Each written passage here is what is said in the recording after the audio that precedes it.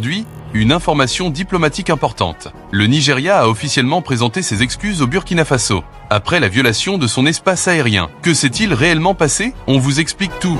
Maintenant, quelles sont les conséquences diplomatiques et sécuritaires?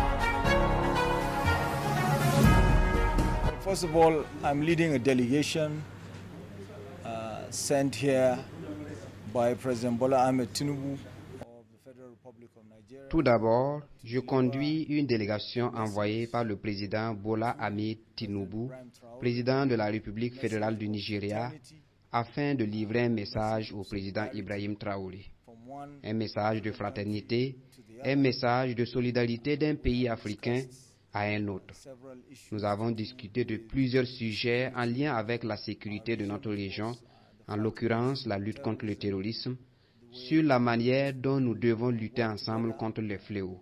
Nous avons aussi discuté sur des sujets relatifs à l'avion nigérien qui a opéré un atterrissage d'urgence au Selon les autorités burkinabè, un aéronef militaire nigérian a pénétré l'espace aérien du Burkina Faso sans autorisation préalable. Cet incident, survenu dans un contexte sécuritaire déjà sensible, a immédiatement suscité des réactions au plus haut niveau de l'État. Le Burkina Faso a rappelé que toute intrusion aérienne constitue une atteinte à la souveraineté nationale, quel que soit le pays concerné. Face à cette situation, les autorités nigérianes ont reconnu l'incident, évoquant une erreur opérationnelle, et ont rapidement engagé des discussions diplomatiques avec Ouagadougou. Astérisque. Le président Traoré, le gouvernement du Burkina Faso et le peuple burkinabè ont été très accueillants et disposés à nous accompagner.